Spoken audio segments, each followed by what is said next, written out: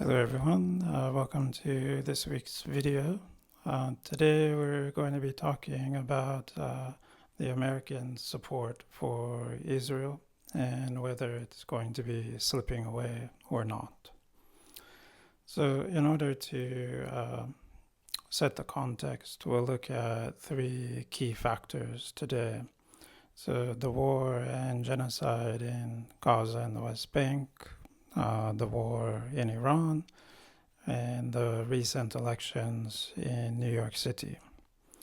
And then at the end, I'll give my opinion on what I think the future of the relationship is going to be.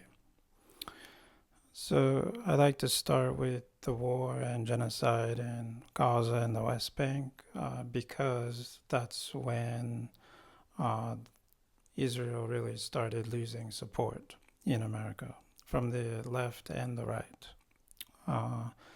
So if you look at this graph, up until about 2022, Israel had pretty high favorability ratings, but now they've pretty much switched to 60% unfavorable.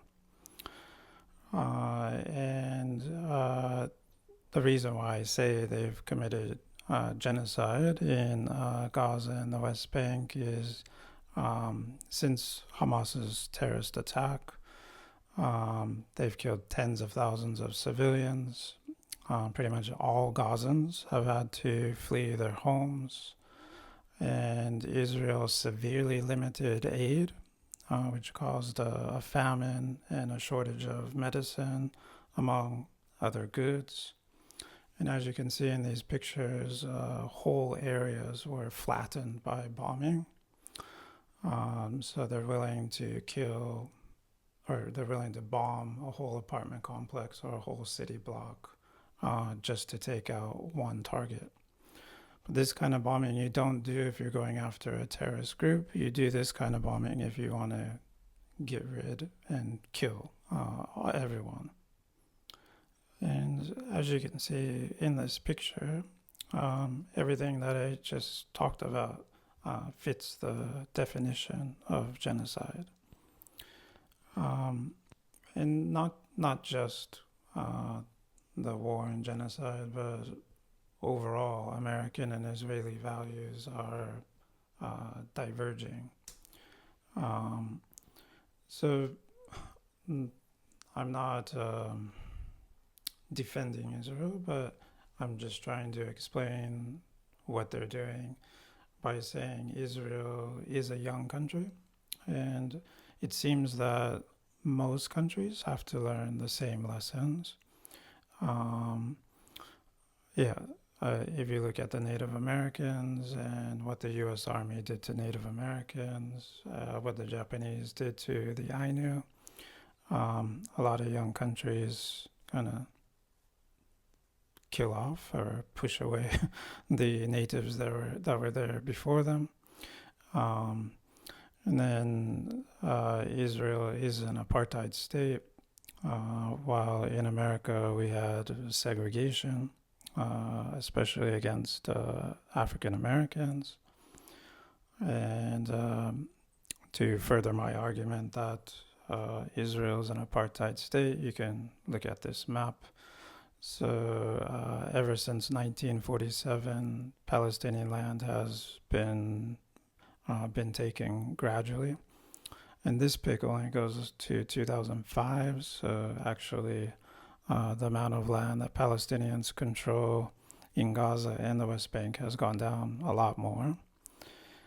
And furthermore, Israel thinks it can solve all problems militarily, whereas America has had to learn that lesson repeatedly since Vietnam.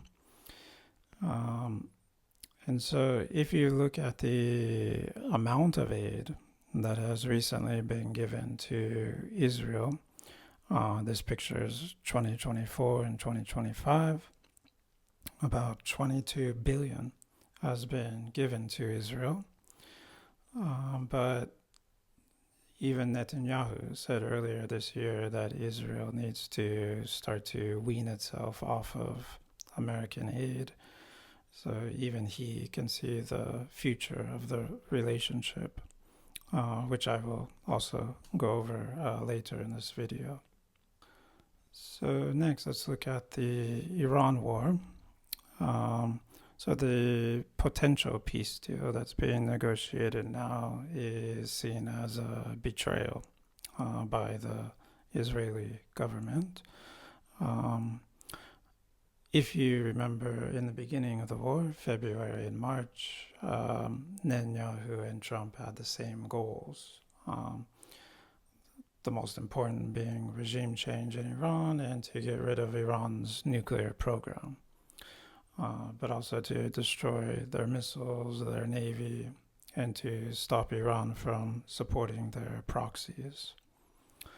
But as you may know, the current potential peace deal only covers the nuclear program.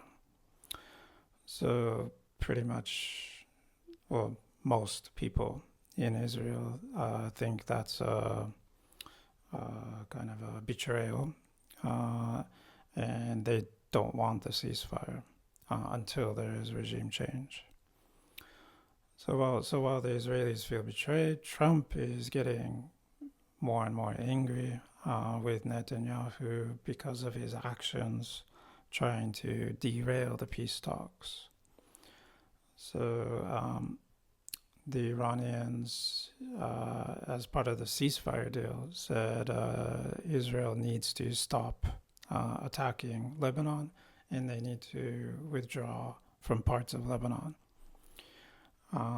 So now let's watch this video of Trump talking about Netanyahu at the G7. Wider, the US president has laid into Israel's prime minister in front of G7 leaders in France. And tonight, the Iran peace deal is hanging by a thread. The G7 family and friends photo. Donald Trump confused about where to go, still reeling from the fallout of his latest feud, this time with Benjamin Netanyahu. No, I'm not happy with the way Israel has handled themselves with Lebanon and with Hezbollah. Blaming the Israeli Prime Minister for global unrest and telling Netanyahu to be more responsible with Lebanon. Israel refusing to remove its troops in line with the Iran peace deal. Without the United States, there would be no Israel. Without me, there would be no Israel. And you don't have to knock down an apartment house every time you're looking for somebody. And this is why the US president face to face with the Gulf nations bearing the brunt of Iran. So the last key factor I'll go over is the recent New York City congressional elections. As you can see in this poll, the current mayor of New York City, Mamdani, is pretty popular. If you average those polls, he has about 45% approval, only 30% of people disapprove. And he has accomplished a lot of his stated goals already. So Mamdani is a popular democratic socialist, but he's also a big critic of Israel. And in the most recent congressional primaries, all three candidates that he endorsed and helped beat the incumbents. And all three candidates are very pro-Palestinian, and all three say Israel is genocidal and an apartheid state. So, yeah, they are only three Congress people, but they will help to pull the Democratic Party further away from the current Israeli government. And some of you might be saying, well, it's just three Congress people, one liberal city, and that's true, but New York City has the world's second largest population of Jews, only after Jerusalem. So New York City plays a huge role in Jewish culture. And so, yeah, I'd like to go over what I think the future of the relationship is going to be like. So I think things will get worse in the short term. And by short term, I mean the next 3 to 4 months. Israel will continue intermittent strikes in Syria and Lebanon, which is and will continue hurting the peace process. And Israel will continue the genocide in Gaza and the West Bank. But the only hope, and it is a very possible one, is if a moderate government is installed after the Israeli elections this fall.